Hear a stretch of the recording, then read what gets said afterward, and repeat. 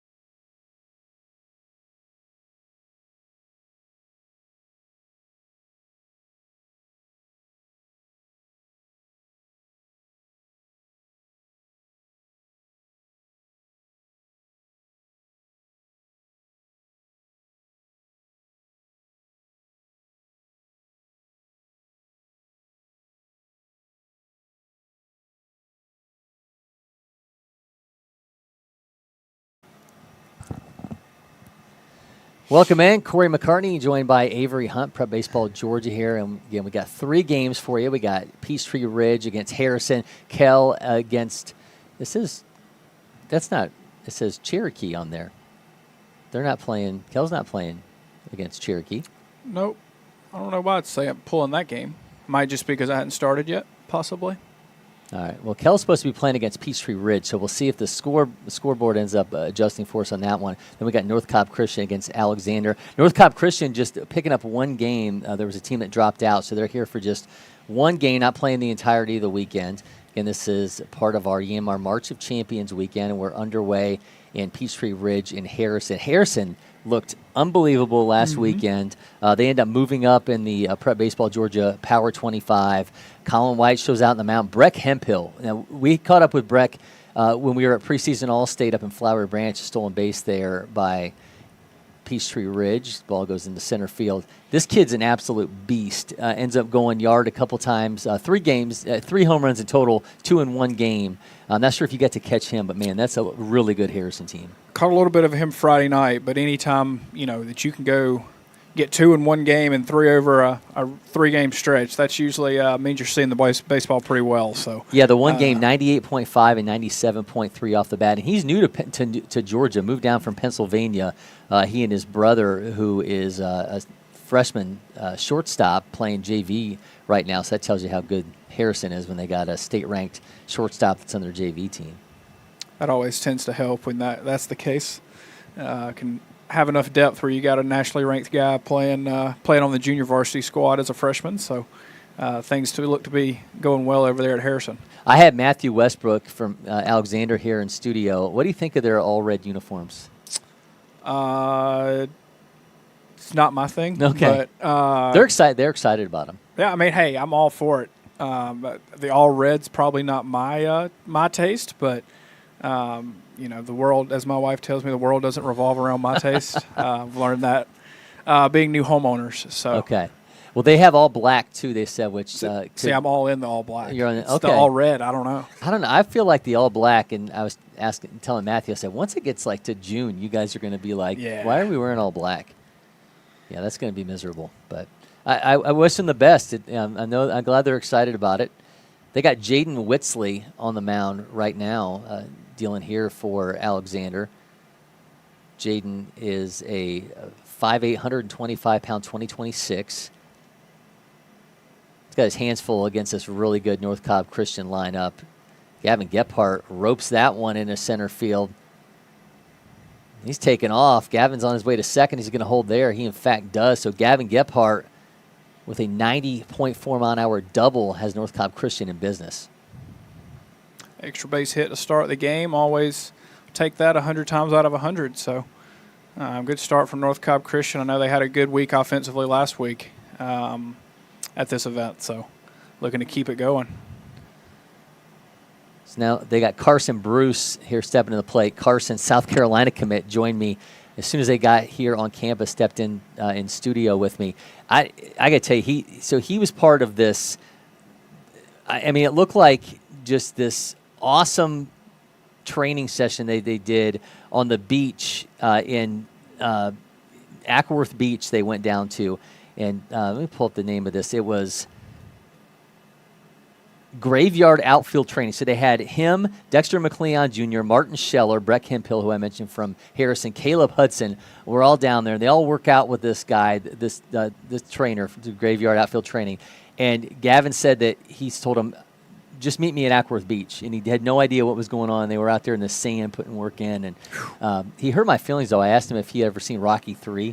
They're running on the beach. Yeah. He's like, I've never seen Rocky III. So that's tough for the younger group. Yeah. Carson, I'm a little disappointed in Carson Bruce's upbringing that he's never seen the Rocky movies. But there's still time. They're at Paramount Plus. I think they're all on he's Paramount got he's got a lot of long bus rides and That's long right. travel days ahead of him. I'm sure he could probably run into a Rocky movie or two along the way. He needs to. So Gephardt remains at second. North Cobb Christian got over the plate now. Brody Brandt, a mainstay here at LakePoint Sports. He's been around here since the early East Cobb Astros days when he was in middle school, part of that crew. One gets away. Gephardt's taken off for third. North Cobb Christian 90 feet away from their first run. We're scoreless in the other two games. There, now we go Redan and Kell. So Redan and Kell in action. There we go. Got it flipped over. Yep. Yeah, it's getting to the point now where, like, guys that I remember and 11 and 12-year-olds are now playing in this event as seniors, and it's like, boy, I've been doing this a while. Well, Brody's amongst them on his way to Barry now. And, again, like I can remember him being a junior feature gamer, really good catcher coming up, and just all the guys that he was even on with in that East Cobb Astros team, and now they're all getting ready to graduate. So, yeah, that's your man, I've been here for a while moment. Yeah, it's seeing some of the names come across like the high school stuff now. It's like, oh, boy, I've been doing this a while. I'm getting old. But it's cool to see guys kind of make that progression throughout their career in our events and obviously at LakePoint. North Cobb Christian, that one is... It's going to be a 2-run homer It there. sure is. Man, it's an offense that's just prolific. They've got wins over Westminster, Strong Rock Christian, River Ridge, and Northgate. Losses to Walton, Savannah Christian, and Harrison, and they are on the board working towards another victory here. This is a powerful lineup. See, the only problem with doing 3 games like this is then when you get a home run, you're like, wait a minute, what just happened? And the guy's rounding the bases. I don't know, honestly, how they do this during the NFL Red Zone thing. I think, though, that they have, not that I'm not digging at producer Maddie in the back there, but they have producers who are just telling them, hey, we just had a home run, or we just had a, you get a little bit of a tape delay. Yeah, they'll say, Christian McCaffrey just had an 80-yard touchdown run, and then they'll cut to it, and they get to do it. They're not doing 3 games in real time, so. But we are, because we're on another level here. Yeah, we're all live here. I'm just glad in the North Cobb Christian game I was able to look up and see the outfielders turning and running, so I was able to get some context clues there. But our scoreboard's not showing a score though, so you're gonna have to get on some people. Yeah, I know. All right, so tying off the NFL there, combine in full effect. It is. Do you watch Matthew? You don't watch it? Yeah, the combine is something that I'm just. Is it too close to a showcase and that feels like work? Yeah, and it's like, in my opinion, you've seen it where guys go to the combine and are like, all right, this guy's the next X, Y, or Z, and he gets out there and it's like there's a lot of dudes that look really good in a pair of gym shorts and a tank top that doesn't actually produce on an NFL field. Okay, so but you're familiar with the events, and primarily everybody's watching them doing the bench press, 225. How many reps can you get? And the 40. Those are like the 2 big things. But there's so many other little things. There's jump up and I don't even know what you like. They're testing the vertical, but you jump up and like hit like the little things and see how many of them you can knock around. There's the shuttle stuff where they're like buzzing around the little padding and whatnot. If there was one of those events that you feel like you would do well, is there nothing with speed? Nothing with speed. I think it's the 225 bench press. I think. Yeah. Would probably be. I mean, I'm not getting on any leaderboard. I might get on like the punters leaderboard. Yeah. I think if you can do like 1 or 2, you're going to be like open eyes if you're a specialist. 100%. Yeah. I think I can get on the specialist leaderboard and the 225 bench press. Okay. I think I realistically could get 12. If I could get 12, I think that would be a pretty good result for me. But yeah, I think that would be nothing with speed at this point in my life. I was never fast. I don't do a lot of sprinting at age 27, so I think it would just have to be something to do with the strength. Okay. I can spin it a little bit, so I would love to do the throwing thing. I'd love to see like one of these guys that run these crazy routes, have them break off and just hit them when they're headed towards the sideline. I don't know if it's a time thing where the receivers like run and look to the left and catch it, then look to the right and I think I could do that. The one where it's on the ball machine and they're spitting it at you and they got to spin around. The DBs do that too, but they go like this and they drop it real quick, right? So it's like they don't hold it; they go quick, then they turn, quick, then turn. Yeah, that one would be fun. I like the guy. Like I was watching it yesterday, and they're literally like screaming at these guys while they're running. Like I don't know, they know why they're there. Yeah. They don't need to necessarily be coach them up. I mean, that guy like I think the guy that's like the one that's saying he's vying for a job on someone's staff. Yeah. But yeah, if I ran the 40 right now, I might have to get the sundial out. My wife says I run funny, so Okay. I would have that in my mind. Probably not going to look good in the outfit either, so it would be tough. All right. Truett Stafford's going to be on the mound for North Cobb Christian. Got to catch up with Truett at preseason All-State. Man, there's so many guys across these 2 weekends that were up in Flowery Branch for that event. And talking to Hudson Graham and Ian Smith. Oh, nice glove work there by Kell on the mound. Redan goes down on the top of the first. But just how big that event's become for them. I mean, now it used to be one day. Now they're doing it across a couple days. They used to do it here at LakePoint, but before moving up to Flowery Branch to take it inside at Infinite. What is it? Infinite Energy? Not Infinite. It's Infinite Vision. Yeah. Infinite Vision Performance Center. But yeah, it's just come a long way. And I think going indoors kind of gives you. That time of year in Georgia, it could be 75 or it could be 25. I think, being able to take that event indoors for those guys has really helped out. And obviously the coverage that they do week in, week out of high school baseball, and then obviously over the summer circuit, it makes sense. They build good relationships with guys. So, they've done a great job kind of growing that event over the last, 3, 4 years at this point since they kind of took it over. So, really, they're killing it in all the showcase type stuff right now. So, I'm going to have to talk to Jake Story, Harrison's coach. I can't read these numbers on screen, so I had to look on pull up through our scoreboards, the online version of our scoreboards to see who was actually pitching for them. Davis Gursky is pitching because I couldn't read the actual number. But here's the thing: it says David Grusky. It says number 7 Grusky, but number 7 on the roster is Alex Ellenbach, another preseason All-State pick. So, I'm sure somebody will get that one figured out pretty quickly. I'm sure. But yeah, a navy blue number on a navy blue jersey. Yeah, it's a hard read. For somebody that struggles with the color blue, I'm no help on that department. Yeah, I had Colin White here in studio last weekend, and they had these jerseys on then as well. And I even noticed it's the green on the navy blue. I think it maybe needs like a white outline. Yeah, I think the white outline would help a ton there. Well, most high schools aren't creating their uniforms for broadcast purposes, unfortunately. I guess I'm just coming across as the uniform guy today. I've said something about the All Reds. Now we're trying to figure out what numbers Harrison's wearing.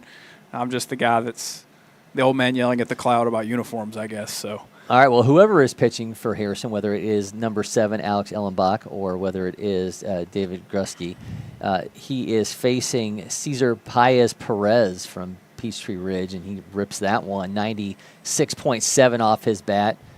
That one's going foul, unfortunately. One of the harder hit balls I've seen in person over the last 2 weekends. Swing and a miss. Alexander's inning is over. North Cobb Christian up on top there. So waiting for our scoreboard to update on that game.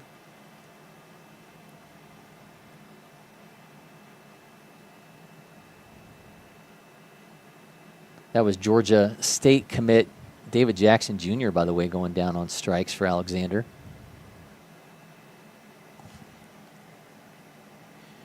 Kell's uniforms are kind of the same vibe, though, as Alexander's. A little difficult to read as well.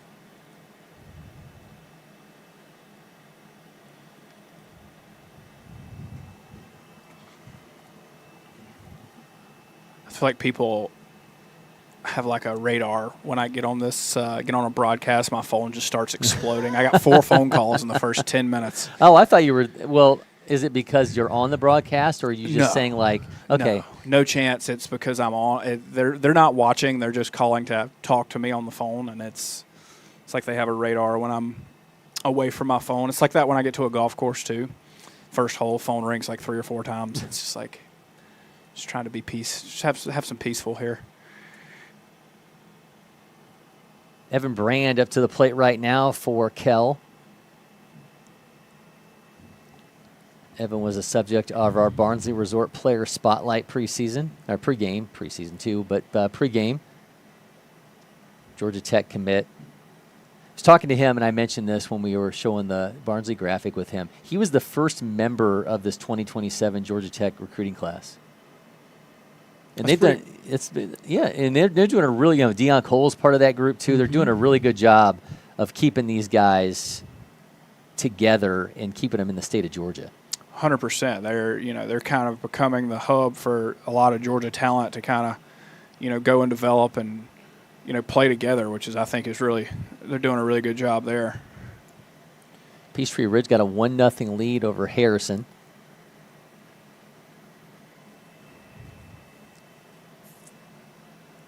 So along with baseball here, we got the Georgia Dugout Club tournament today and tomorrow. We got Peachtree Classic Saturday and Sunday over at the Champion Center. Then we got the Sunday series here as well. Again, this is all part of the Yanmar March of Champions weekend here across campus. Did you go over and watch the volleyball at all? Last week? No. Are you going to go this weekend and watch the volleyball? Possibly. I didn't know that there was volleyball. I mean, I thought that was basketball, to be honest, but I will make my way across. Okay. Well, we're doing a volleyball broadcast tomorrow, so I'm going to do play-by-play for the first time on a volleyball game. Will Hogendijk, who's been doing the volleyball for us, unavailable this weekend, but we got to keep things going with Tatum Beckwith. So she's our analyst. She's really, really good at. So basically, I feel like it's going to be, in not making any promises, but like the movie Dodgeball when they were, I'm just going to be like, it's a bold move, Cotton. I'm just, hey, whatever you do, don't ask me. I got no information for you. I've been to 4 volleyball matches in my life, and I didn't know what was going on then. I know that there's a libero. There you go. Yeah, they wear the different color jersey. Different color jerseys. Yeah. Do you feel like should we have that in baseball? Should the catcher wear a different color uniform than everybody else? I think with the shift ban now, like you should have one player that gets to wear a different color jersey. Oh, that's really good. Can play wherever he wants. That's a great idea. If he wants to play in front of the plate, like, hey man, go for it. So that should be like a real rule. It should be bandied about. Like banana ball. There you go. Yeah. Savannah Bananas, giving you new ideas. Yep. Have the one guy who can play outside of a designated area on the field. The one guy, if he wants to go, if it's a bunt and he wants to go stand next to the batter, he has every right to do that. Go wherever he wants. So it would be, but you would be giving up your spot defensively, or would it be another guy that you would bring on? No, it's like your left fielder. If you wanted him to play in the 3-4 hole, it's like, all right, cool. But if the guy hits a line drive to left, you're screwed. Yeah, so. Good job. Way to leave that part of the field open. Okay, your center fielder better be really, really fast. Yeah. Okay. That's a fantastic. You got any more? Any more gems? No. I think I came up with that in college, working a volleyball match at the University of Georgia. I was the guy with the mop. Okay. That would had to make sure there was no sweat on the floor. Yeah. So I did that. That was great. And I think in the middle of a set, I was just brain wandering as a 20-year-old sitting in Stegman Coliseum with a mop. That's like Goodwill Hunting. Yeah. You got to be in like a sanitary role. And that's how like those moments happen. Those epiphanies. If Matt Yarber is watching, I'm not interested in getting any more sanitary roles. Just putting that out there. But yeah, I think that's the only good thing I got from regarding volleyball and baseball parallels. I think that's all I've got. That was a hard hit ball by Preston Bottoms from Kell, 95.2 right up the middle, but ground out, and that's going to bring an end to that first inning there. Scoreless in that one. North Cobb Christian does have a lead, but still not showing that up on the scoreboard. Peachtree Ridge, 1-0 lead over Harrison. All these games in the first inning. North Cobb Christian and Alexander in the second inning. Truett Stafford at the plate. He rips that one in left field, 87.2 off his bat. Runner advances to third, so they have at the corners with nobody out in the top of the second.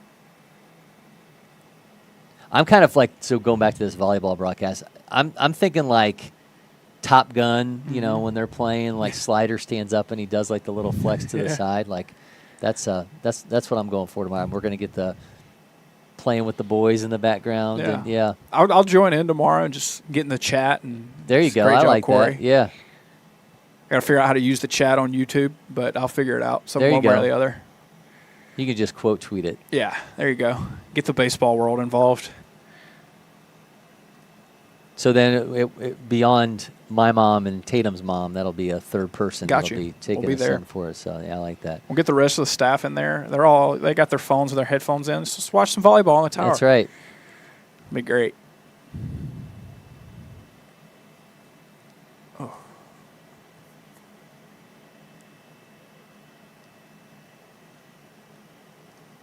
All right, let's see who we got pitching for Kell. Patrick Honeyman on the mound for the Longhorns. Young Harris signee. It's a 24th ranked lefty in Georgia. Fastball up around 85. The score has updated in the North Cobb Christian game. Oh, there we go. 4-0. Eagles off to a fast start.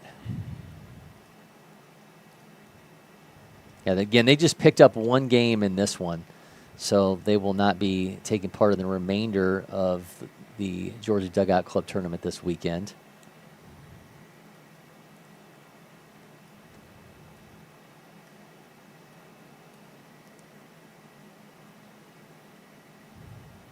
I have so many, I have 6 windows open here with all these games because you got to have, you got to have your stuff on every single team going on. So it's a little chaotic.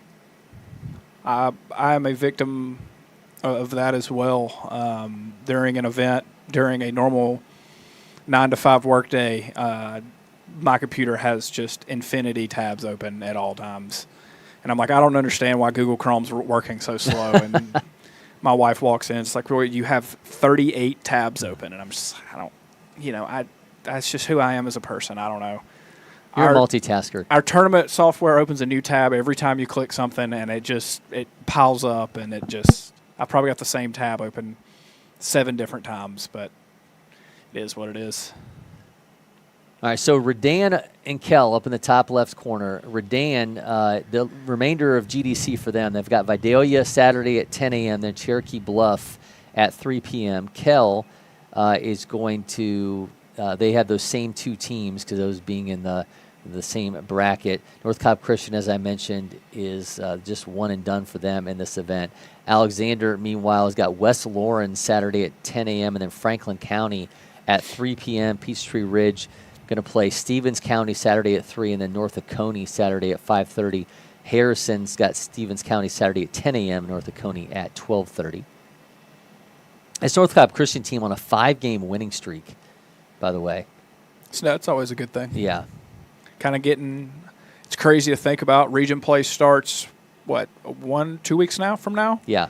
I mean, and, it's a good time to kind of start hitting your stride if you're. Oh, I'm sorry, I tripped that up. Harrison's on the 5-game winning streak because they beat North Cobb Christian. Because Harrison's got wins over Troup County, Brookwood, East Forsyth, and NCC, and Lovett.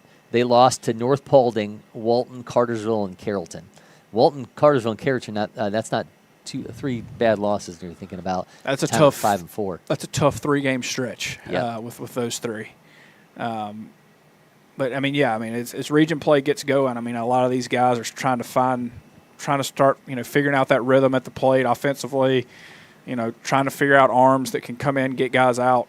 Not just your top 1 or 2, finding that 3, 4, 5 guy that can come in and get you some outs in big region games. So. It's kind of getting go time here in the high school baseball season, which is crazy. That it's it's going to be March 1st Sunday. Yeah. Yep. Feels like the year's flying by already, but it'll be summer before you know it. South Carolina commit Carson Bruce back up to the plate for North Cobb Christian. They're in the top of the second, they're already up 4-0. Skies that one.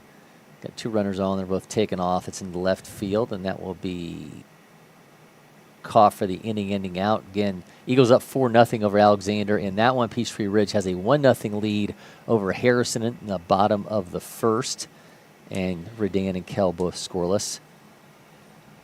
Redan, a team now led by Jerome McNeely, but we remember Alex Weich coming through here, leading minority baseball prospects. He was the head coach of Redan for quite some time, really putting that program on the map, and then really building a nice product for himself with minority baseball prospects, which is now his his daily endeavor. So shout out to Alex if he happens to see this. Definitely miss having him around here, a guy that worked really hard to give opportunities for some players and some exposure for some players that may not have gotten it. And he would have his minority baseball prospects event here. He had Termar Johnson coming through on that one, yeah. Termar played at Redan, right? No, he played at, was he at Maynard Jackson? Is that right? I know I'm getting that wrong, but yeah, Termar did not play at. The Google never lets us down. That's right.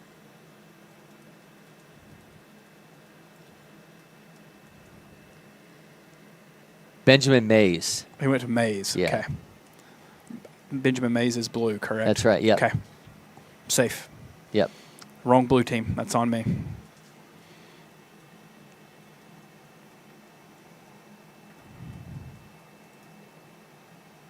Yeah, KJ Moon came out of Redan. Yep. He's at Mercer now. They also had, I think they had a draft pick by the Reds. Bernard Moon. Yeah. Yeah, so Bernard Moon. So a couple, I'm imagining they had to be related, but both coming out of Redan. But he was a 16th round pick in 2023.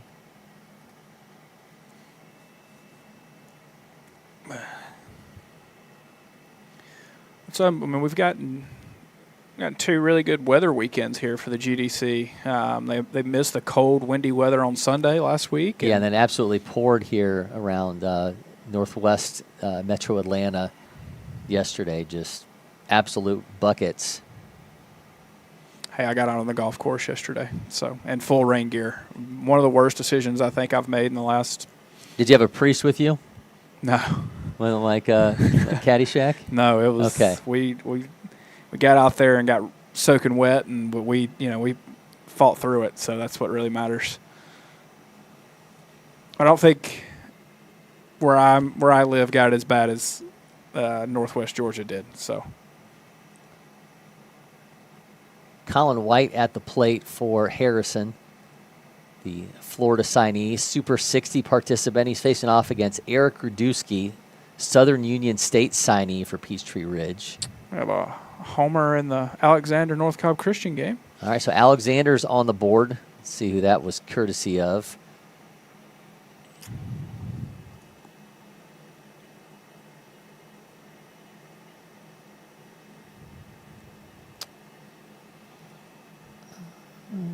Didn't get the number on that player. It's number 11.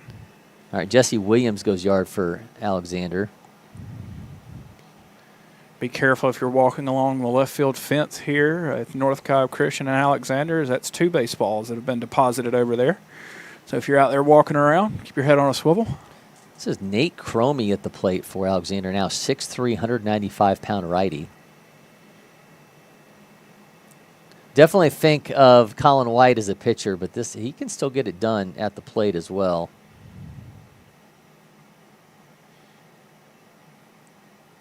I think that number in the top right there is a misread. That says the exit velo was 127.5 on a ground ball that bounced 2 foot in front of the plate. I don't know that number is correct.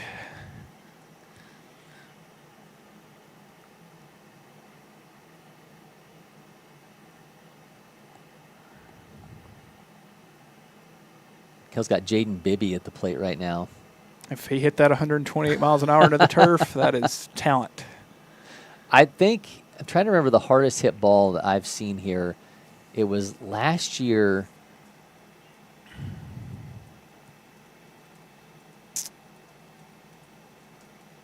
What's the guy that went to IMG Nationals top pick, Elijah Green. I almost said Elijah Griffin. That's a football player. Yeah. Elijah Green here hit a baseball in 2019, 2020 on field 9 to left field, and it went out, and I don't know that it ever got over head height of anybody. Barely got above the fence, and that's the hardest baseball. It was like 113 or 114. Okay, yeah, Terrence Bowen from Blessed Trinity, Oklahoma State. He was 114 last GDC. Yep, we were live when he hit that one. Yeah, that's right. Shout out Terrence. He's starting now for Oklahoma State as a freshman. So saw that on social. So former future gamer. Yep. So Super, super happy for him. And at one time was playing for Alexander. Yep. Just tying it all back. That's right.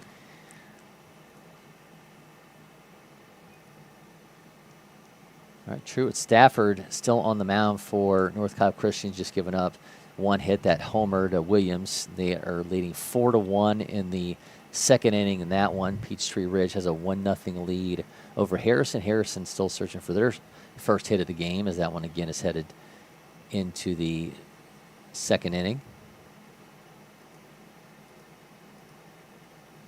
Redan and Kell scoreless.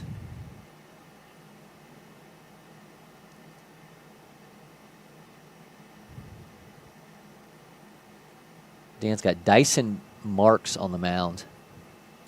Redan, though, has the best player name of the entire weekend. Okay. Moxie McNeely. That's a great name. Yeah. 60th ranked shortstop in Georgia, 2027, number 13. You got to bump him up.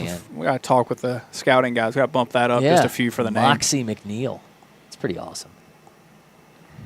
They also have a guy named A. Carter. That's a good one, too. Yeah.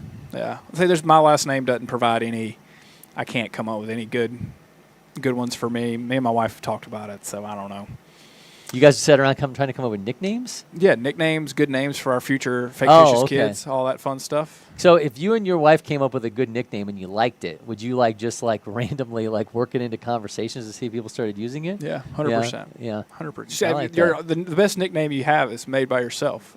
You just got to start, just sprinkling it in. So then you're like, let's say they called you Scooter, and then you would be like, so my dad called me and he said, hey, Scooter. Yeah. And then people would be like, Scooter. People start That's what they call me. Yeah. People ask for my phone number. You just put it Avery in parentheses, Scooter Hunt. Yeah. It would be great. That's good. Yeah. I like that. You got to push the agenda. Yeah, you got to make your dreams happen, and then some inspirational quote somewhere. Fake it till you make it. Yeah.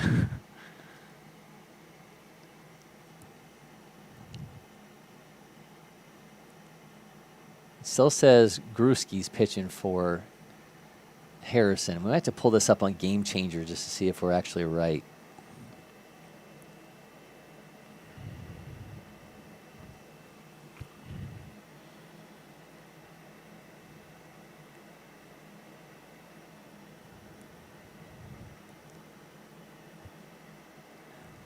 I don't know. It makes for great broadcast when people tune in and they see us both looking down at our phones, trying to figure out.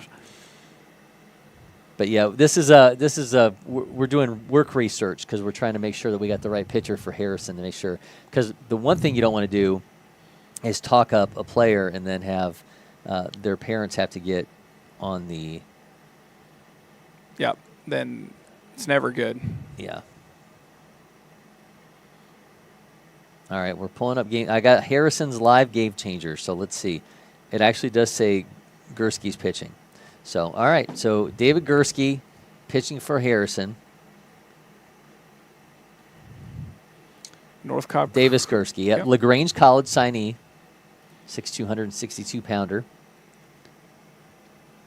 North Cobb Christian able to escape there in the second against Alexander.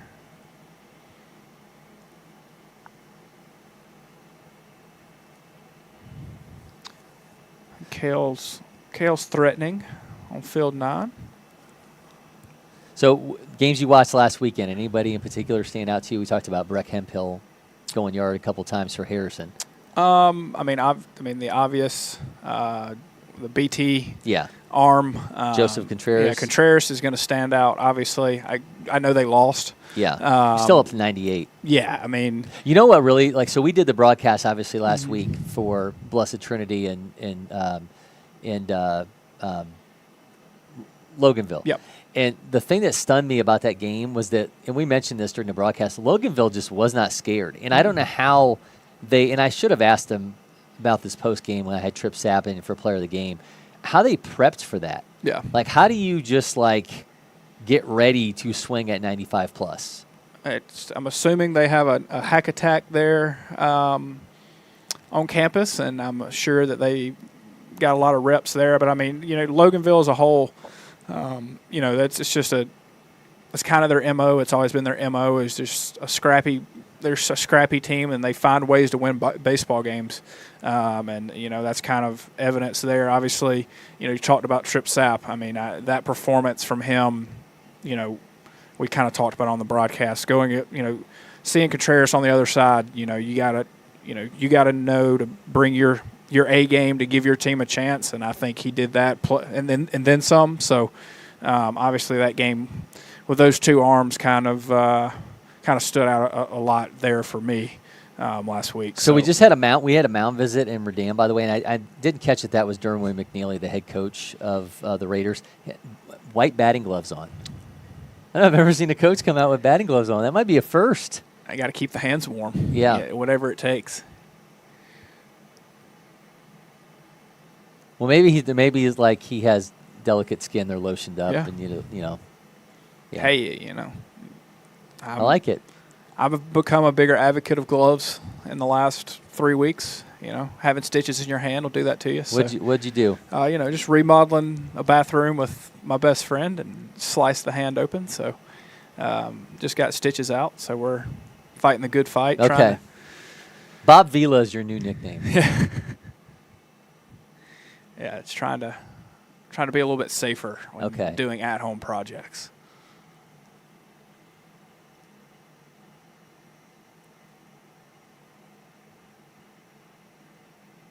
J.D. Ofterhide at the plate right now for North Cobb Christian, the fifth-ranked outfielder in Georgia. He's got a 1-1 count. Swings through breaking ball, makes it 1-2. J.D. was a 2025 feature gamer.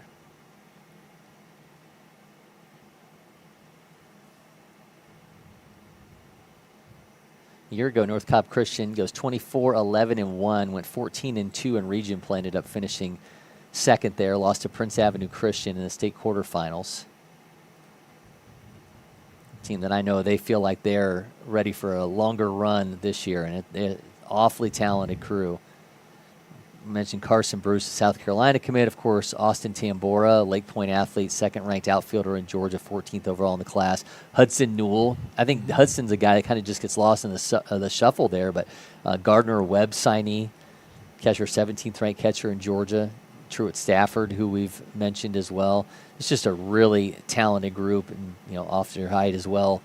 Just a bunch of guys that know how to win. They've done, and obviously a lot of them were state champs 2 years ago, and they've watched those older crews kind of put it together so they know how to win.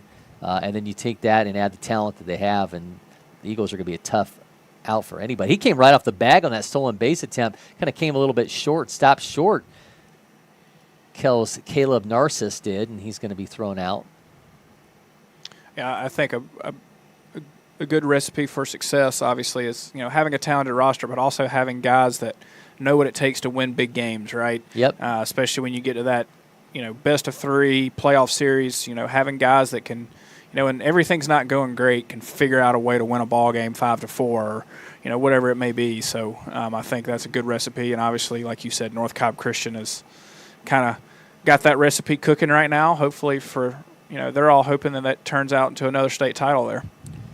I'll bet too. Like you take the teams in Metro Atlanta, and you get a North Cobb Christian that can go play a Harrison in a non-region game. How much better equipped you are for the state tournament when you've seen that kind of talent early in the season, and hey, are they really going to throw anybody better than a Colin White at us? Yeah, 100%. I mean, I think if you look at North Cobb Christian's roster, like a lot of these guys are on premier summer teams and playing the premier events, and they see a big part of baseball, whether it's on the mound or at the plate, is just having that confidence. And, like you said, am I going to see something better than what Colin White threw to me in March or late February? It's probably not. So, just having that self-confidence going up there, I think definitely goes a long way, just kind of in the psyche of guys as you get later in the year. One of my favorite players in the class of 2028 at the plate right now for Harrison, Logan Arnett, 2023 junior feature gamer. I had last spring travel season starts, but Logan was still on Harrison's squad as they were going a little bit deeper in the playoffs, and he hit his first high school home run. Came in here and did a video with me breaking it down during the middle of a broadcast, and He's just a lot of fun and a big talent catcher, first baseman, 4th-ranked catcher in Georgia. Shows he can run a little bit too. He grounds out there. That's one of those guys too that feels like, I watched him when he was 11, and now it's like, oh, he's a junior now, so it's getting crazy. But yeah, he's a real talented guy that can throw, can pitch as well. So.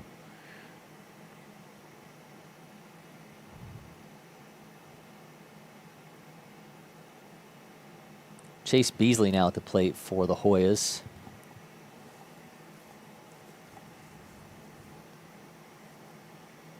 Have you seen Kell's new logo? So before they were doing like the Texas Longhorns logo, now they kind of have one that's a little bit of a different variation. We actually have it. Producer Maddie, real quick down at the bottom where we're at, show our game graphics so Avery can see Kell's new logo.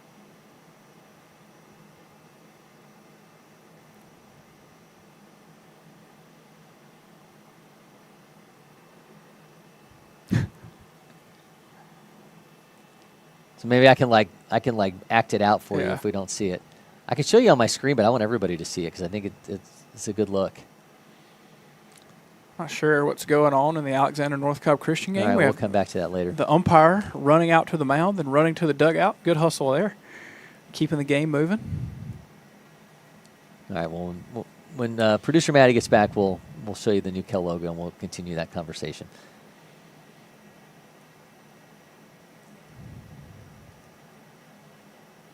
Kell up 1-0 over Redan now. Peachtree Ridge up 1-0 over Harrison, and North Cobb Christian leads 4-1 over Alexander. That one's in the 3rd inning.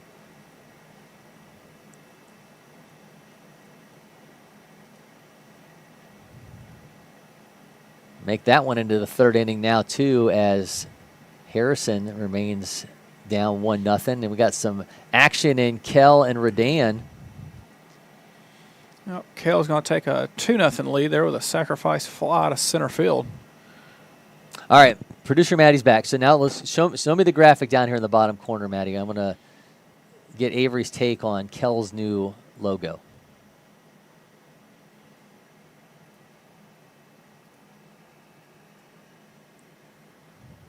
I thought she was in on her headset. I thought she was going to chime in. Yes, okay. I'm here. I'm just looking for it real quick.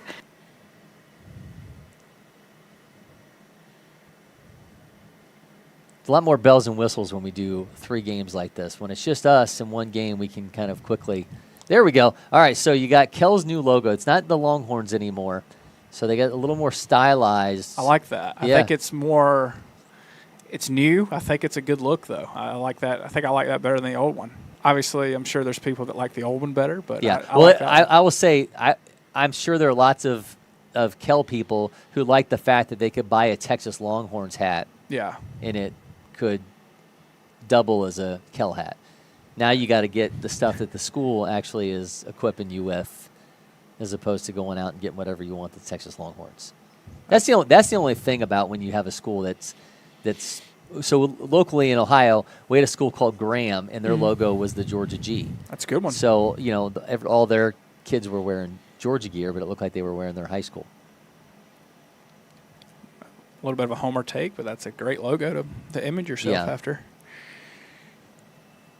But then you think like Etowah, all their stuff that they use is like the Philadelphia Eagles. Yep. So then you can you're not going to go out and buy an Eagles shirt because of the green and the colors don't match up. But at least from the stylistic of the logo, you just take it and it still says Eagles and all that stuff. But my high school was the Chieftains, so we did not have that. Our mascot was a head of a chieftain with the feathery headgear and all that stuff. Yeah, we just used a big block E, so there was no correlation anywhere that you could. We could do like Eastern Michigan. Yeah, but we were navy blue, black and white, like a Duke type colorway, as we were the Blue Devils. So that makes sense. But shout out the boys; they'll be here this weekend. So. The alma mater making their way across the state. They playing tonight? Yeah, they play East Jackson tonight. So, full fun fact, that is a house-divided in the Hunt household. Ooh. My wife went to high school at East Jackson. Okay. I went to school at Elbert. You guys putting anything on the weekend then, like winner picks dinner? Or? Yeah, loser has to do the dishes. Okay. So no pressure to the hometown boys, but I really don't want to do dishes tonight when I get home. So, but yeah, we were talking about that this morning. It's kind of weird that it's at LakePoint and our two alma maters are playing each other. So it's kind of cool. You might be able to get her in for free. I know. I don't know if she's going to make it. She's got a normal work day from 9 to 5. Don't know that she's going to fight traffic to get here. Okay. But all right, Baylor commit Matthew Westbrook leading things off here for Alexander, trailing 4-1 against North Cobb Christian. Had Matthew here in studio before the game. A good time with Matthew. Said it was his first interview ever. Really? I said, well, you better get used to these because Baylor's going to make you do a couple of them. Yeah, Matthew was a member of the Junior Future Games team when he was 14, team that came in second in that event. We're still a little salty about it, but, lost to Ohio. What can you do? Well, that happens. Yeah. Yeah, he was a 2023 Junior Future Gamer, 25 Future Gamer. He had Tommy John surgery, and he said coming off Tommy John, the only two schools that stuck with him were Georgia State and Baylor. So tells you a lot about those schools, that those were the only two that still stuck with him, and he made his commitment to Baylor. Well, he had the internal brace, I think. Yep. I was talking to him when he was coming in. I think May is looking to kind of get back throwing, so happy for him that he's getting back healthy from that surgery. So one thing he and I talked about was his first ever high school start was here. Yeah. And he faced McIntosh and Chase Freilich, who's now at Auburn. He said he was so nervous in that one, but he was up to 88 miles an hour as a freshman, just pumping in fastballs in that one, attacking guys. And here we are 3 years later, and the Baylor commit fastball up around 91. We'll see. I think the hard part for anybody coming off what he's coming off of is being patient. When he gets back in it, they play at second, and they got him. Westbrook's now going to have another out on the ledger as he sits there and watches runner get thrown out, trying to get a little bit too greedy. But just trying to be patient, and not jump right back into it and be so worried about contributing that you kind of don't slow play things. But seems to have a good mind about it and how he's going to approach his comeback. Yeah, I think the big thing with any athlete, it's great that Baylor stuck with him because he doesn't have to worry about I've got to get back on the mound now to prove that I can still have my stuff, all that stuff. So he's able to fully recover, not rush himself back, especially as a pitcher with an elbow injury. I think that's a big thing for him.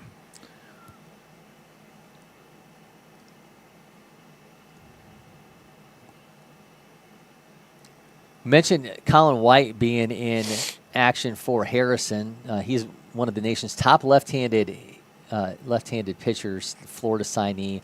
He actually joined me to talk the Hoyas' chances this season, his eye-opening Super 60 appearance at that scouting pressure cooker, and more. Maddie, let's go ahead and roll to Colin White's interview. We're going to take a quick break here in studio. In studio with Colin White, Harrison 2026 Florida signee and the 10th ranked left-hander in the White and I interviewing. All right, Maddie, let's roll down to the bottom corner there.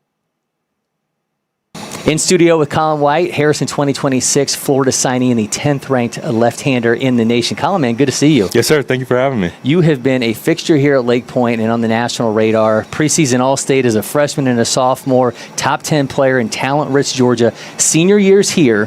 Why does it feel different? Man, it feels surreal. This is kind of my last ride. I am a reclass, so I have had a lot of time to just kind of sit, and I have had a few injuries, so I've been rehabbing. So it's just so nice to have a great, healthy season and keep pushing forward towards that. Tell me about that reclass process, like mentally. What does a player go through?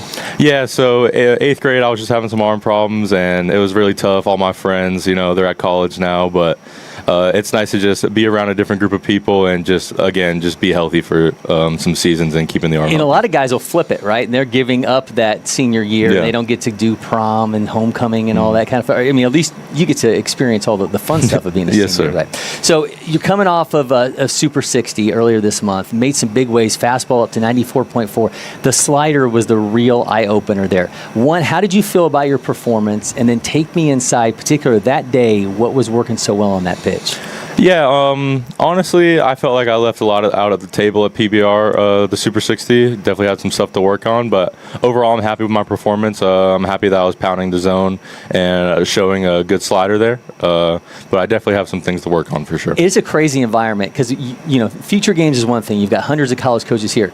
But when you do Super 60, it's you and it's nothing else, and it's all these eyeballs on you. How did you approach that situation when you watched all these other guys and are like, man, I'm about to get on that mound and shove? Yeah, honestly, when I pitch, I try to tune out the scouts as much as possible, and I feel like I've definitely grown towards that and done a better job at that. So it wasn't a too big a deal for me, but definitely seeing all those people back there, I definitely had to lock in for sure. Well, it made some waves, as I said. On a Harrison team that's opened up 20th in prep baseball, Georgia's Power 25. I know you guys have aspirations of being higher, but tell me why you think this team this year is prepped for a really long postseason run.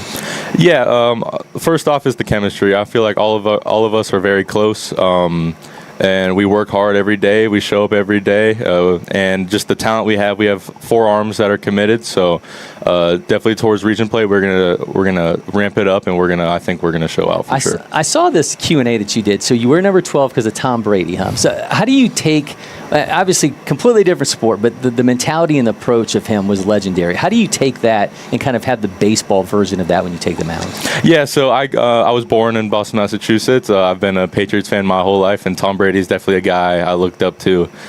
Just having all the Super Bowl parties and just looking at him competitive, even during the Falcons game, 28-3, he never backed down. So that's definitely a guy that one of my heroes for sure. And I also saw you want to be a veterinarian.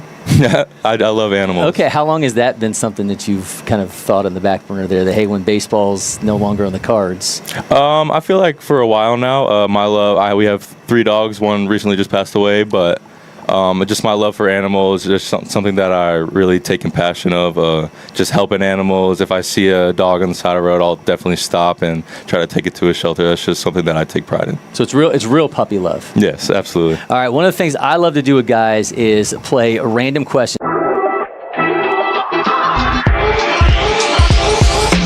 And so what we're going to do here is I'm going to give you 3 numbers, and then we've got 3 questions that will correspond to this. These were all created by ChatGPT, so you're not allowed to blame me for these questions. Your numbers are 4, 52, and 56. So we're going to start off with number 4 here with Colin White. You can steal one pitch or one tool from another player at any level. What would you do? I would say Chris Sale's slider. Ooh. For sure. With your length, that would be absolutely nasty. Yeah, that's definitely someone I looked up to my whole life, and just looking at that slider on television or even seeing it live, it's just been a pitch that I've been trying to almost replicate for sure. That's a good one. All right, number 52. If your life were a sports movie, what would it be called?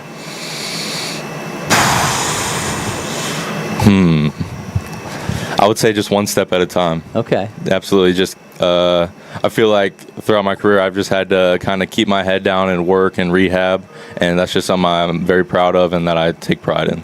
Number 56. What's your most ridiculous pregame ritual? I would say pre-workout before I pitch. Is there a specific brand? Bucked up. Okay. What about, is there flavor? No flavor.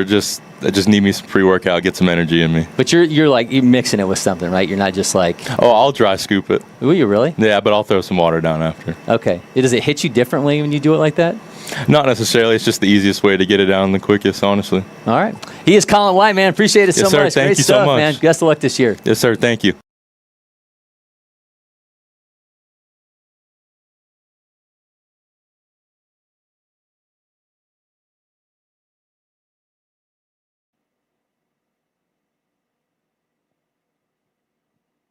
Great stuff there from Colin White. He and Harrison trailing Peachtree Ridge 1-0 right now. Kell has a 2-0 lead over Redan. North Cobb Christian up 4-1 over Alexander. We had Blessed Trinity in action this past weekend during the first round of the GDC tournament. We were treated by righty Joseph Contreras, running up to 98 miles an hour. I sat down with the Vanderbilt commit, who will also be playing for Brazil in the upcoming World Baseball Classic. We talked about his earning a spot on that Brazil roster, the excitement of knowing he would be playing on the WBC stage, his pitch grips, and much more. Let's check out this interview with Joseph Contreras. Joined now by Blessed Trinity's Joseph Contreras, Vanderbilt signee, the nation's 18th ranked right-hander, and bearing the lead here, representing Brazil in the upcoming World Baseball Classic. Joseph, man, good to see you. Good to see you, too. I know the high school season just getting underway for you and the defending state champion Titans. Your mind, no doubt, has to be, though, on the World Baseball Classic awaiting you. What's the excitement level like as you kind of sit a few weeks away from that event?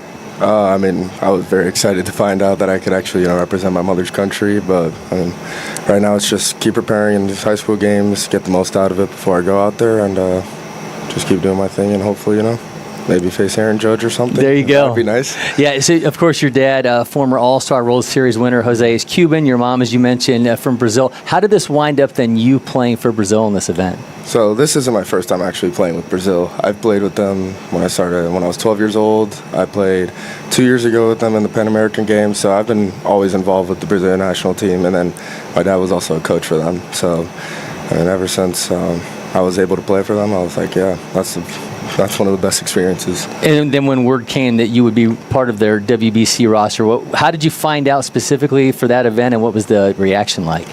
So one of the GMs there, he basically called us like, hey, we want him to play for us on the Brazilian national team. Would you be open to it? And I was, of course, really excited. I just wanted to take my first couple weeks, get my bullpens in, my live ABs. I was really, really excited, especially my sister, because she's also Brazilian, and so is my brother, so that was really cool. And one of the few events that your dad didn't get to participate in, a little envious, I would imagine, on his behalf that you get to do this. Yeah, he always told me, I always told him that wherever you finish, I'm going to pick up, and I guess I'm doing all right. Yeah, Brazil in action beginning March 6th versus the United States in Houston. Also face the Athletics and Rangers in exhibition games ahead of the WBC. You mentioned Aaron Judge, Bryce Harper, Kyle Schwarber on that team. Have you kind of started to think about what that might be like to face those guys? I've been mentally preparing just in case I do face them. Other than that, my focus is right now and probably the beginning of the high school season, starting off strong, and then once I get there, we'll see how it goes. Mentally, what gives you the most confidence in the stuff playing against that kind of competition? I have the mindset that I really have nothing to lose. Going out there, and honestly, my job doesn't change. I'm still there, just execute my pitches and just go out there and compete to the best of my ability. And Brazil's no stranger to youngsters in the WBC setting. The youngest player to ever appear in a qualifier, Eric Pardino in 2017 at age 15. The youngest in a game, Daniel Misaki in 2013 at age 16. They're both still on the roster. Yes. Have you talked to either of them kind of about what's this experience like to be so young playing in that environment? Not yet. I was actually going to reach out probably in the next couple days. Misaki, I've been trying to get closer to him and ask him everything about experience, preparation, what it's like, and trying to get all the nerves ready. All right, let's talk about this stuff a little bit. Obviously, the fastball into the 90s, four-seam, two-seam, curve change. Throw out your dad's forkball. What's the best pitch that you feel like in the arsenal right now? I would have to say my fastball, because if I don't have my fastball on any day, then, like my dad said, you can't pitch if you don't have the fastball. All right, I want to see it in action. I've got the ball right here. I want you to take us through the grips. Okay. Like into the cameras, take me through the pitch grips. Kind of show me what you're doing pronation-wise on each pitch. Four-seamers just right here. Nothing really too special. I try not to get too over the top, just like 3/4. Two-seamer right here, and I'm actually like a really, really, really good supinator, so I have to think a little bit more pronation on it. And then the slider, I just grab it on this horseshoe right here, just right here, and I just think grip and rip like the fastball. If I start getting too much around it, it'll start looking like a little curve. And then I throw like a traditional circle change right here. And then from here, it's just like I'm pulling a window down. I'm just right there. And I'm just getting out front with full extension. And then I used to throw the forkball, how my dad taught me, like this, right here, kind of like that. But over the summer, actually, I changed it to right here. just right there. And I'm just thinking about shooting like a basketball, just flicking the wrist. What difference are you finding by splitting it, the different fingers? So this way, I don't know what it is, but I have more control over the ball, and just when I flick harder down, it's killing more spin, and it's just getting more vertical movement. The other way, it was kind of like inconsistent for me at times. And I know that's a pitch you've been throwing for a really long time, since a very young age. Was it hard to get your fingers to wrap around the ball the way you wanted it to at a young age? At first, it was more like a split a little bit. I was kind of like on top of the ball, but afterwards, after I kept going and going and going, I was like, okay, I started getting, well, the best thing that I did was probably invest in a softball so I could open my fingers and I could get the flexibility that I needed to. So that really helped out at a young age. I know a lot of guys will play around with other pitches. And have you played? Is there anything else that you maybe toyed with that you think you might eventually add to the arsenal? Yeah, I mean, it's deep as it is. I mean, you're talking about 5 pitches at this point. I don't really know if I might add another pitch maybe in the future. We'll just see what it holds. But, I mean, I'm always getting, more pitch grips. I mean, my slider, I'm always thinking about different, cues maybe. Change-up for sure. I'm always thinking about some different cues. Last year was more like get it out there. Now this year it's more like, okay, now that I can get it out there, how do I want to manipulate it a little bit? All right, one more thing I got to ask you before you go. Yeah. Defending state champion, you guys had an insane run last year. You guys went in walk-off fashion against Cartersville. Carson Zagrin with that monster hit, you guys erupts. How in the world do you follow that up? At the end of the day, I mean, we have some big shoes to fill, but I'm feeling pretty confident in the team. We have some younger guys who are probably going to step up, and it's just the leadership up top that's going to take it down to the bottom, and at the end of the day, it's just run it back and see what happens. All right, Joseph Lynn, I appreciate it. Best of luck at WBC in the upcoming season. Thank you for having me.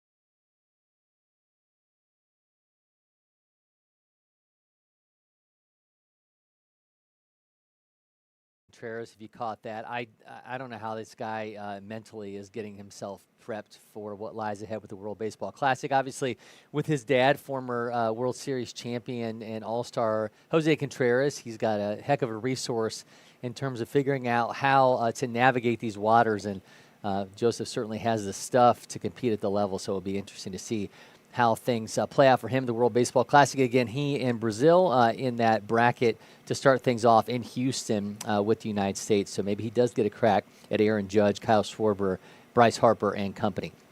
Last weekend, during the first weekend of the GDC. We also had Denmark in action. Lee Holt is in his first year with the Danes.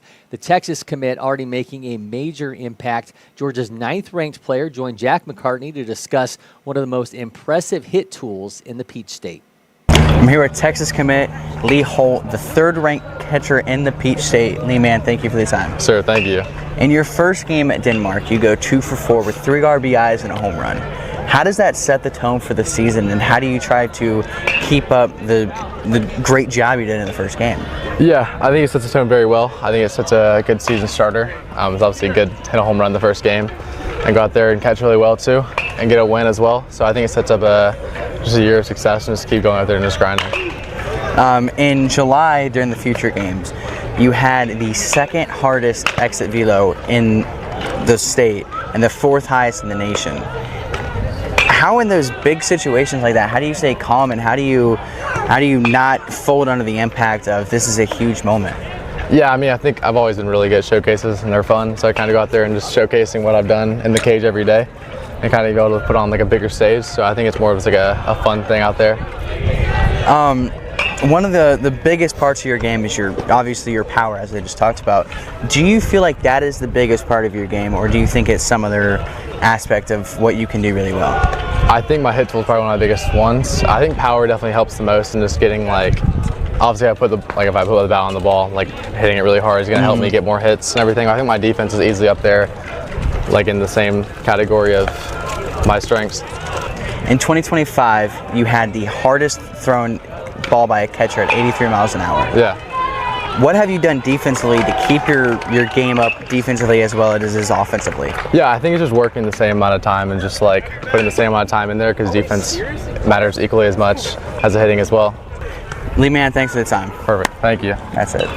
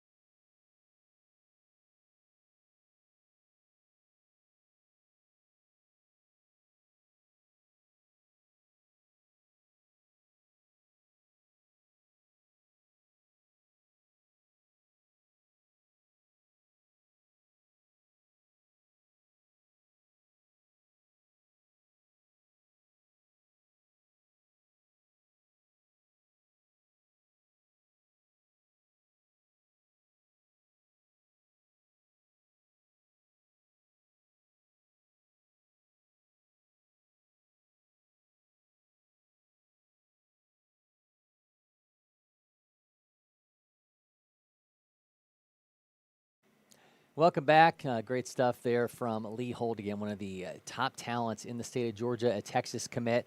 Little watch party update for you. We've got 2-0 lead for Kell over Redan.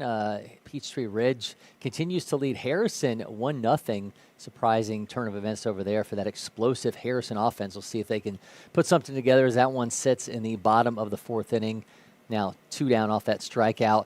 North Cobb Christian leading 4-0 over Alexander. That one is flying by in the top of the 5th inning. Expecting some players to stop by as well. Kell's Evan Brand in action up in the top left corner of your screen there. He stopped by the studio during the first weekend of GDC to take us inside a game that has him Georgia Tech bound. Here's my conversation with Evan. In studio with Kell two-way and Georgia Tech commit Evan Brand, Georgia's top-ranked second baseman in 2027. Man, Evan, good to see you. You too.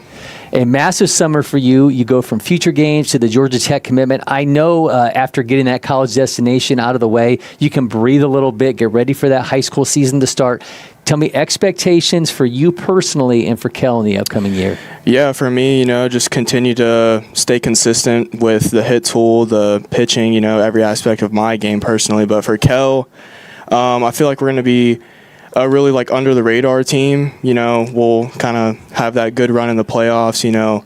Region's tough. Got BT, Cambridge, some good teams in there. So it'll be tough, but I think we're definitely going to have a good season. So you told me before we came on, the first recruit in this 2027 class for Georgia Tech, kind of creating this domino effect, all these local guys sticking to go to the flats. Tell me about your decision to ultimately be a Yellow Jacket. Oh, yeah, for sure.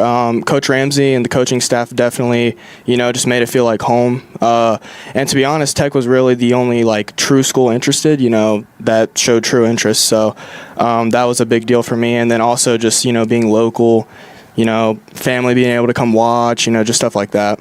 The toolbox is absolutely full. Max EV of 100, a 6.8 60, infield velo of 85, teetering on 90 in the mound. Have you got 90 on the mound yet? Haven't yet. So you're right there on that. What part of the game do you think has made the most progress from when we look at you this past summer? So I'll definitely say power and speed from the hitting side, and then from the mound also velo has gotten up, sitting more in the upper 80s instead of touching upper 80s now. So I would say that. I don't know the hit tool can get much better. I go back to MPI. You have 9 hits, 4 for extra bases. Then you go and you double in the feature games. They say big players come up, big moments, big stages. What did you kind of learn about yourself this past summer when you have moments in MPI and you have moments in feature games and you say, you know what? This game is going to play, and it's going to play at a big-time level. Yeah, for sure. For me personally, I just try to get too high or low in the moment, just kind of stay in that middle ground. When things aren't going my way, just keep a good attitude, good mindset, and just keep pushing forward. When you got that opportunity at the feature games, I know you'd been around it before. What was it, kind of the expectation of it, and then what was kind of the reality of being out there and being like, man, there's a lot of college coaches here. Yeah, definitely a little nerve-wracking at first, especially that Florida game. A lot of coaches there, but it was just great competition. A 200 top 250 player nationally. What needs to happen in this next year when we're talking about you going into the senior year, being a top 100 if not higher? For me, I think just continuing to make that speed tool. If I can just kind of get in that lower 6'5" range, and then just really continue to just stay consistent with everything, I think that could make me top 100. I like to put people on the spot, which is why we like to play a little game here called Random Questions. Producer Jack in the back is going to give me 3 random questions for Evan Brand, and those are going to be the 3 ChatGPT generated questions that he's going to answer. Jack, what are Evan's numbers? 10, 54, and 20. All right, 10, 54, and 20, number 10. You can change one rule in baseball. What is it? Ooh, I think I would change to 5 balls. I think I would do that. Really? 5 balls, yeah. Would you like that more as a pitcher or as a hitter? I feel like as a pitcher, I could kind of pitch around more instead of having to really throw at someone. And then you might throw a pitch early in the count that may be like, all right, let me see if I can give a bite on this that you would normally do. Exactly. All right, that's good stuff. All right, number 54. What's the weirdest thing you've ever yelled mid-game? Weirdest thing. Or maybe the weirdest thing you've ever heard yelled. Heard yelled?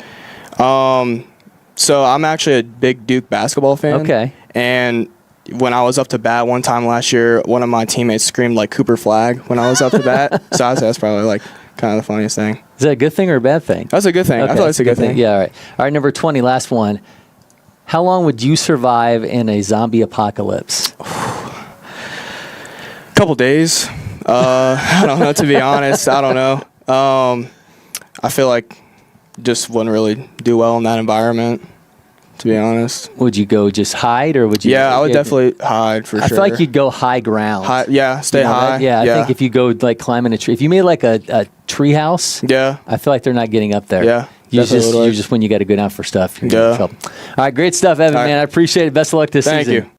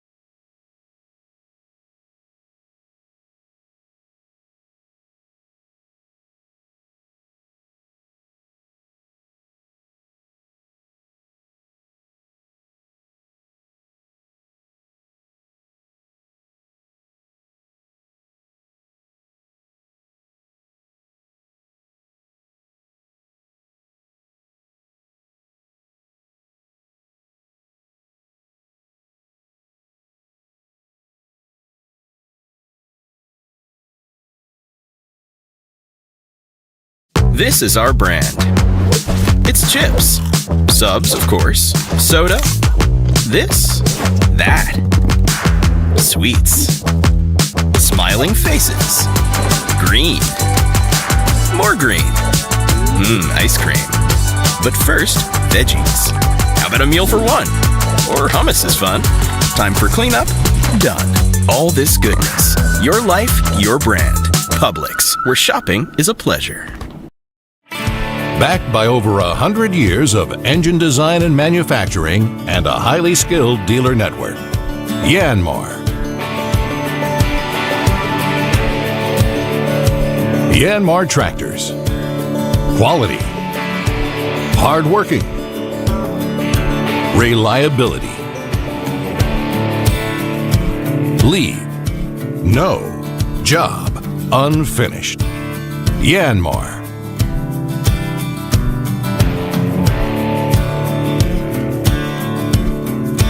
Visit us at www.yanmartractor.com or see your local dealer for details.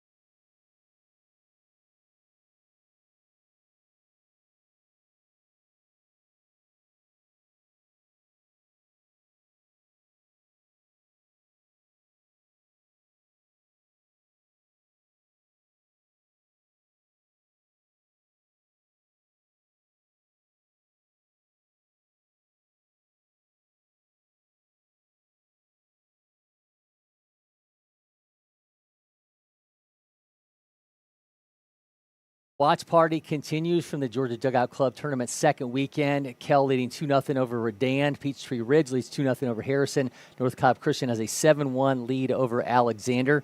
I'm now joined live here in studio by Cherokee Bluff's Bubba Coleman, Alabama signee, top 10 shortstop in Georgia. Bubba, man, it's good to see you. It's good to see you, too. It's been a long time. It has. I talk about fast starts. You've already gone deep 4 times this season. Yes, sir. What did you do differently this offseason that you're already seeing paying off? I mean, personally, I just fell in love with the gym. Started hitting the gym way more, and, you know, that's helped me a big time. Started eating right, so that's helped me a lot. How much weight did you put on? I put on 20 pounds. Just hitting the weights hard. Anything in particular? Was it just a lot of power movements? What were you doing? Power movements, just a lot of getting as strong as possible, and, you know, it's definitely so far paid off. Absolutely. You've been on the radar nationally for a long time now. The weight of expectations, nothing new for you. Senior season kind of carries its own different weights, though. How are you approaching the end of the high school season? You know, I'm just enjoying it with my friends, my teammates. You know, just cherishing the last couple moments that I have here in high school. You know, it's a great group of guys, so they definitely keep everything loose, and just sometimes I kind of forget I'm a senior. This is my last year, so, you know, just been staying calm and just, you know, cherishing every moment. And this is a team that's the last couple of years has kind of been on the cusp of something big. Yes, sir. Why do you feel like maybe this year you guys are primed for a deeper postseason run? Yes, sir. We have a lot of guys on this team that has been on the team the last 2 years. Obviously, we've lost in the state championship the last 2 years, so we have a lot of guys that know what it takes to win, know what it takes to get there, and then, you know, just inside the locker room, we're all a family. And so this year, that's what makes it special. And what you're talking about is like the opposite of complacency, right? Like a lot of teams will win, and then it's the next year, like how do you replace that drive to win? When you've not won and you've been so close to it, I mean, that has to just like create this hunger. It's definitely a lot of people on this team that is hungry, and, you know, that feeling has stuck with them, so they want to change that this year. Well, like a high school government class, you and I have history. We did our first interview way back in 2022, and I've got receipts. Let's take a look.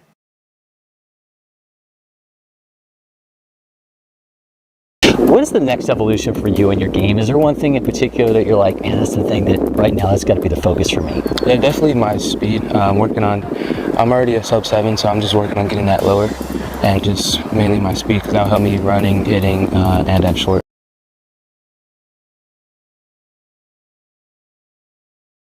I've gotten a little bit more gray. You were talking about speed in that clip there. The last number I saw on you for the 60 was 6'8". What's the official number now? Right now, my best I've ran was a 6'6". I mean, just during the training session, I haven't ran it with you guys or perfect game yet. So just officially training was a 6'6". Well, little Bubba in that clip was talking about how much that would change the game. How have you seen that change things? You know, just those balls in the hole that, you know, sometimes I have to dive for. Now I'm just getting there on the backhand. A ball in the gap, I'm running. Before it was doubles. Now I'm stretching it out for triples. So it's definitely helped me in every part of the game. You've been through a lot, including committing once as an 8th grader, then going through the recruiting process again. How have you personally grown in these past couple years? I mean, it's definitely I've learned a lot of lessons. It's definitely helped me mature a good bit. So that's helped me a lot. And, you know, just over time, you know, getting stronger, growing up, that helps me a lot. All right, Bubba, one of my favorite things to do is put guys in the spot a little bit. We're going to play a little random questions. Producer Maddie, roll in our intro.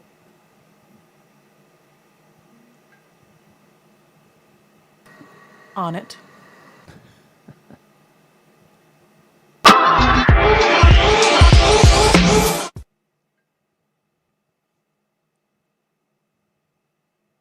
All right, Bubba, the way this works is producer Maddie's going to give me 3 random numbers, and we had AI generate 100 questions for us, so I'm not responsible for the questions that you have to answer.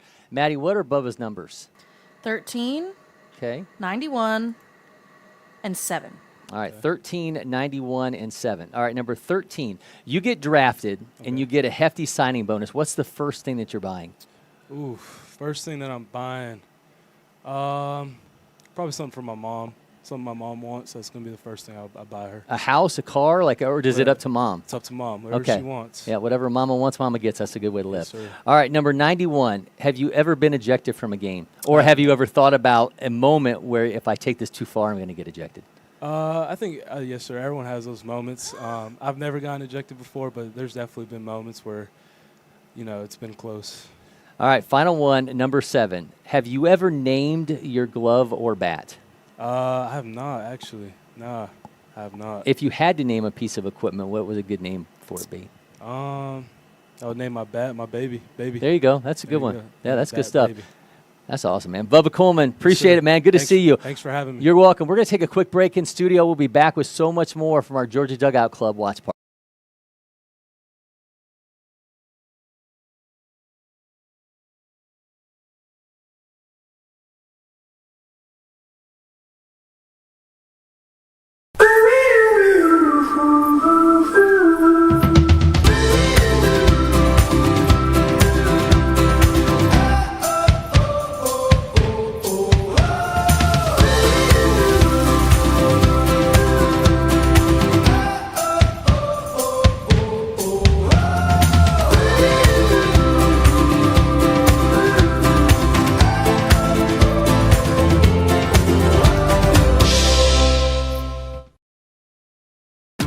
The Windscreen Factory, more than just windscreen.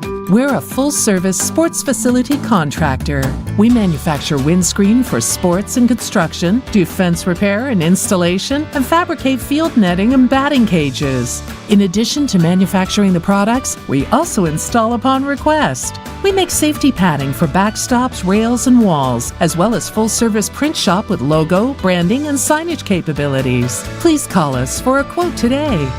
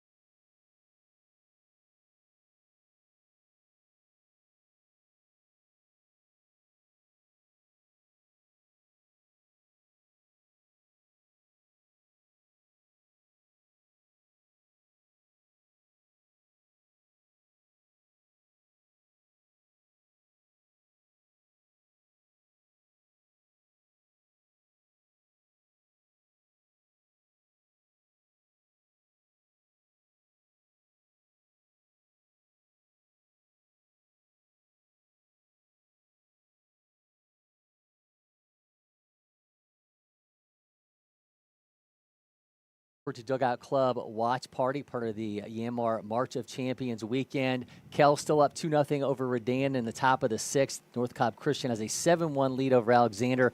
Peachtree, Ridge, and Harrison getting real in that one. We are all tied up at 2 in the top of the 6th inning. I've got North Cobb's and Ryan Trout with me here in studio, a Central Florida commit, Georgia's 10th ranked righty in the class of 2027. Ryan, man, appreciate you stopping by. Yes, sir. Thanks for having me. Coming off a huge summer. Future games followed by the UCF commitment. I have to imagine kind of took some pressure off for you going into this season. Tell me what a relief all that was to kind of get it out of the way. It was awesome. The whole recruiting process was awesome. It really just helps getting the recruitment out the way early. Get to play free, easy. Don't have to worry about as much. Tell me August 1st when that phone starts ringing. What's that experience like? It was awesome. Yeah. It was so cool. I was worried about getting up, but it was awesome. Do you start like looking at area codes when it's coming in, trying to figure out where the calls are coming from? Yes, sir. When you see like the calls coming from Florida, you get excited. Yes, sir. That's awesome. Fastball up to 87.4, along with the change, the curve and the slider. Spin for days on everything. What pitch did you put the most focus on going into this season? This year I really just tried bulking up, getting the fastball velo up. It's been good. Been up to 92 my last start, so it's been really good. How much weight did you put on? 10, 12 pounds probably. Yeah. Was it hard? It was definitely a struggle. You look like a guy whose metabolism is pretty high. So it's like, how do you combat that? Just eating extremely often. Do you have is there a go-to? Are you just pounding like chicken and rice all day, or what's the go-to? Yes, I like chicken quesadillas. Just a lot of chicken, pretty much. Okay, that's good. Did future games make you alter the approach at all to your game? Did you get a look at, like, did it show you anything in particular when you kind of look back and be like, I got to improve this, I got to improve that, when you kind of take your game and put it against the best players in the nation?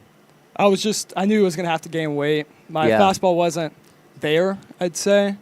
A lot of kids throwing hard there, but I pounded the zone. I had the good stuff. I just knew I was going to have to gain weight and get the fastball velo up. So do you have a velo number in mind, or is it more about, like, if I put on weight, I know the number's going to come? Yeah, just put on weight. It's been ticking up, so just keep putting on weight is the goal. You and I have done this before. We caught up back in 2024, and we just happened to talk about something that would be in your future. Let's go ahead and roll the clip. Do you have your sights on getting back here to be part of the future games? What's that like for a young player? Yes, sir. I'm going to do my best to get back on the future stage. It's a great experience. Obviously, you know a lot of guys that have gone through that and done that. What do you know about what you saw before and what ultimately the future games provides for a player? I just know there's a ton of great players all on one field, great atmosphere, all the coaches there. It's really sick. The future games would be sick, was it? Sick. Yes, sir. It was awesome. Just the amount of great players there, all the schools there. It was an awesome experience. Can you ready yourself mentally for, like, the sea of coaches that are back there when you're on the mound? I mean, not really. I knew there was going to be a ton. Yeah. But it was crazy, the amount of coaches there. All right, Ryan, one of my favorite things to do is we put guys on the spot here and play a little random questions. Producer Maddie, let's roll in our intro.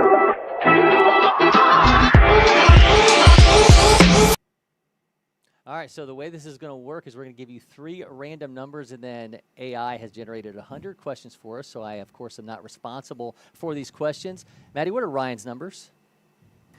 82, 58, and 98. Ooh, 82, 58, and 98. Number 82. What reality show would you last the longest on? Maybe Survivor, probably. Okay. Are you an outdoor guy? I am. And I feel like I think I would do good in some of the challenges. I like watching that one. Yeah? Yes, sir. I think I would be, like, worried, like, the worst thing would be, like, not bathing. Yeah, that'd be kind of weird. That'd be the worst part. All right, number 58. What's your most awkward interview moment? Was it when I just asked you about which reality show you're going to be on? It probably was. Okay. Probably was. All right. Last one, number 98. Favorite moment in your sports career so far? That's a good one. Probably committing, realistically. Or when we just got done playing our rival school at Coney and shutting them out for 3 innings and topping 92, sitting 91 was awesome. So great to see. Take me back into that moment then when you let the coaches know, the Knights know that they're getting Ryan Trout. What's that process like?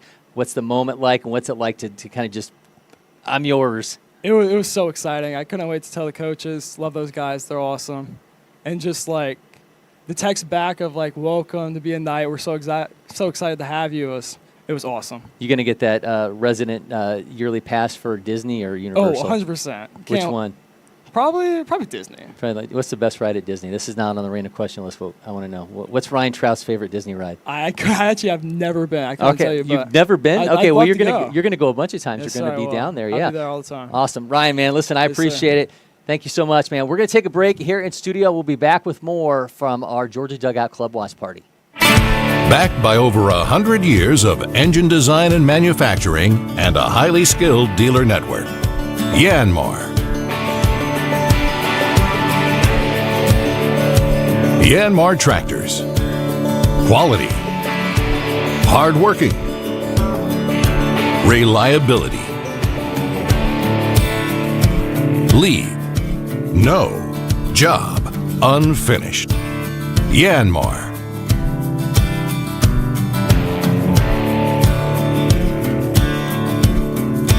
Visit us at www.yanmartractor.com.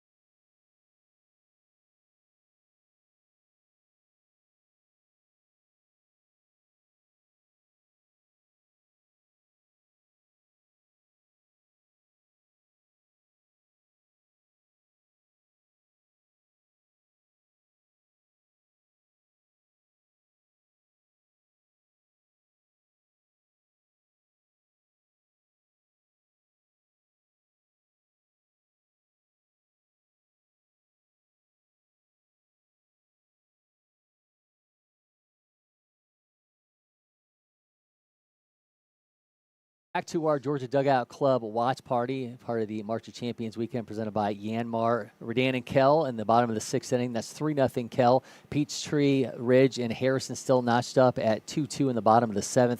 North Cobb Christian has a 7-1 lead over Alexander with 1 out in the bottom of the 7th inning. Now in studio here with Landry Bowling, Jefferson 2029, Georgia's top-ranked first baseman in the class, 14th overall. Landry, man, appreciate the time. Yes, sir. Thank you for having me. Reached triple digits in velo at preseason All-State January. Bat speed 74 miles an hour. Hop on the mound. You're approaching the mid-80s. The tools are so considerable with you right now, Yes, and so are the expectations. How are you approaching, and how are you dealing with everything across the start of this first high school season? I just plan to do my job as my teammate.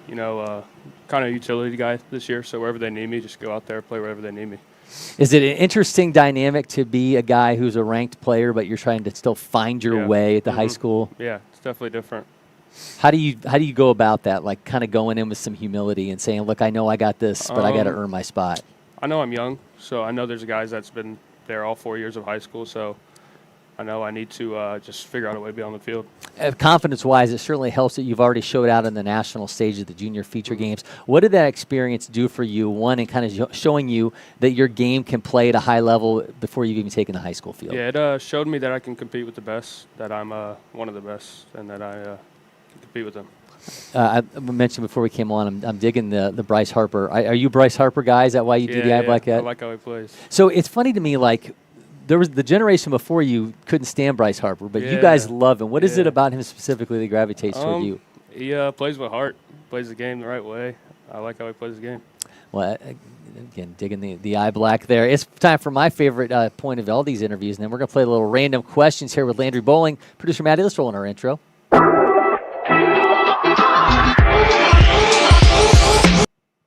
All right, Landry, the way this works is producer Maddie's going to give me 3 random numbers that's going to correlate with questions that were generated by AI. So, Maddie, what are Landry's numbers?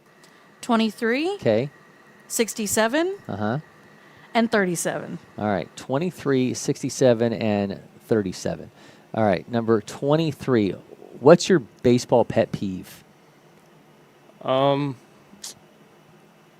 Probably striking out looking when it's obviously a strike and arguing with the umpire. You got to get your 2 cents in regardless. All right, number 67. If you could DoorDash something to the dugout, what would it be?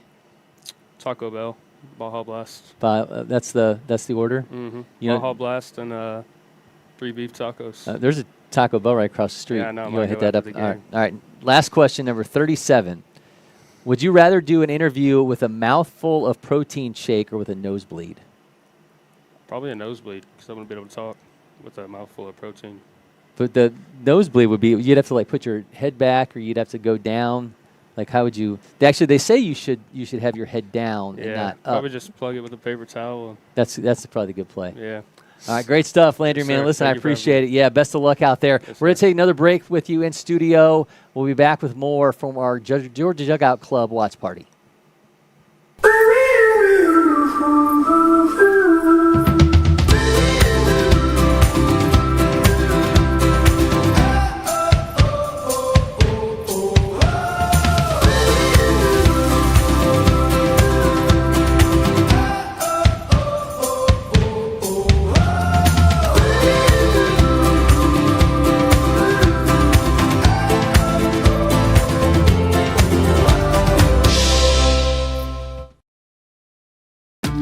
Windscreen Factory, more than just windscreen. We're a full-service sports facility contractor. We manufacture windscreen for sports and construction, do fence repair and installation, and fabricate field netting and batting cages. In addition to manufacturing the products, we also install upon request. We make safety padding for backstops, rails, and walls, as well as full-service print shop with logo, branding, and signage capabilities. Please call us for a quote today.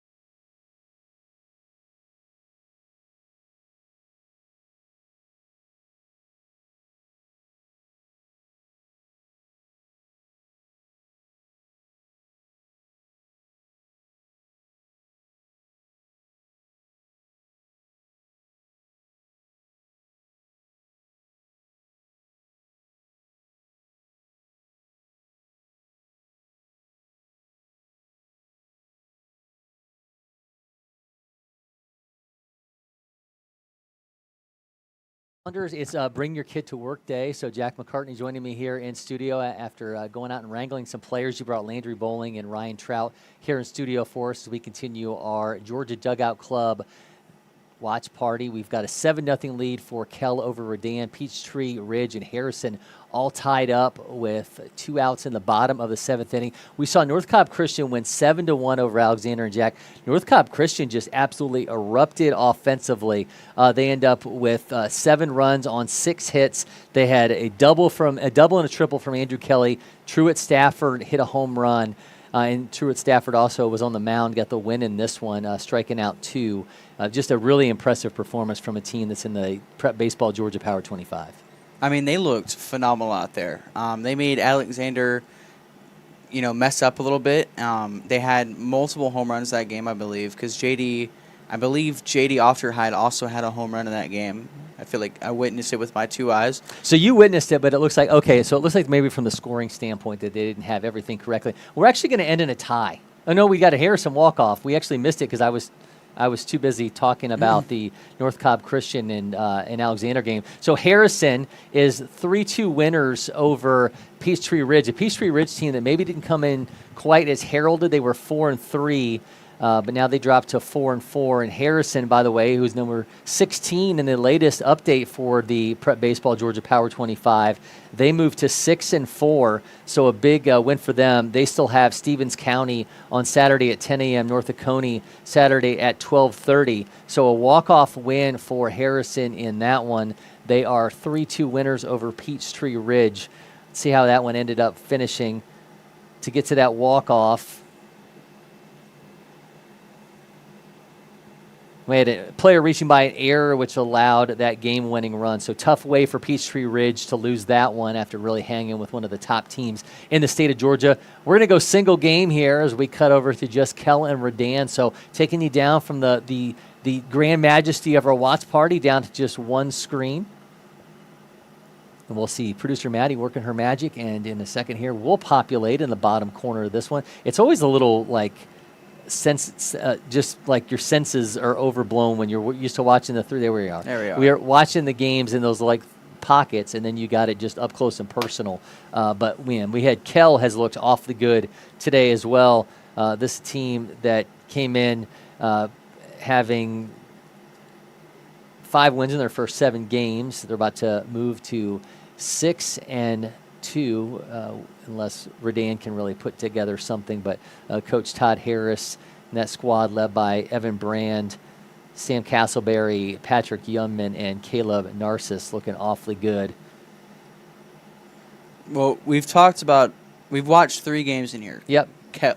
One of them had Kell, one of them had Harrison, and the other one had North Cobb Christian. Yeah.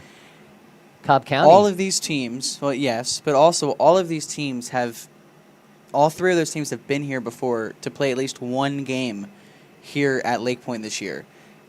You go from being in school all day, having to get on a team bus. Well, think about Redan had a long trip up and here. A lot of these teams have long drives to get here, and all 3 teams that have been here before and played at some event here during the season, they've all won. Yeah. So I wonder if a little bit of that. Well, it's certainly. I mean, it's just going through it's a lot easier to have that short trip here and not have to deal with the rigors of travel to get up here and start getting yourselves ready. Connor McGrath is on the mound for Kell right now. There's one down in the top of the 7th inning. Greatest name across his entire weekend. Currently at the plate for Redan, Moxie McNeil. That's pretty good. Yeah, shortstop, I like that a lot. 60th ranked shortstop in Georgia. Tough moment there for the catcher. Going to give him a moment to regroup. So when they cut to the high home, it's like we put an Instagram filter across our camera here. Like that look? All right, so we're giving Catch a moment to catch his breath here. Connor McGrath again on the mound. Moxie McNeil at the plate. I've always dug Redan's look with that rice R. It's a nice look. It is a nice look. I think the simplicity of it. Sometimes you can get these hectic like that.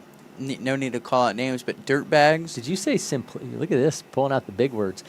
Producer Maddie, when you were a college freshman, what was the biggest word in the arsenal? I don't really know. Maybe like perspicacious or Okay. like Ooh. incandescent or Nice lighting. things like that. Yeah. Would you say that when they cut to the high home that's almost an incandescent filter that we have across the? Oh, for sure. Yeah. Very much. Well, it's like that Rio Grande or whatever filter that's on. Ooh, that was gross. Moxie McNeil goes down on strikes. Connor McGrath gets a 1 out away from a win over Redan. Sorry. Baseball is actually happening. Yeah, it is happening. But yeah, it looks like that Instagram filter, I think Rio Grande or something like that. Huh. But yeah, that was a nasty off-speed pitch right there. McGrath, 2029. Got a fastball around 79 and that wicked change curveball that we just saw. He pushes that in at 82.8 for the strike. Down to the last out here for Redan and potentially the last batter of our Georgia Dugout Club watch party. Wait, there's only one out. He goes back to that curveball. There's only one out. I thought there was two. I think there's only one. It says one. Well, I thought they were just a little delayed. They remain in a 2-2 count, so I think that they are just a little bit delayed. All right, this counts now 3-2.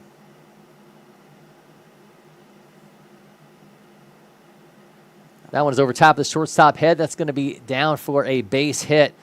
Showing off the speed there. Traylon Roberts with a 2-out single for Redan. Told you there was 2 outs. 82.2 off his bat. So now we go from Traylon Roberts to A. Carter. So we're getting two of my favorite names in this entire tournament of the 3 batters that we're seeing for Redan here in the 7th inning. I do like that one. That one's pretty good. Yeah. Carter, a 5'7", 140-pound 2028. The catcher outfielder. He puts that in play. Dribbler is short. Tough one on the run.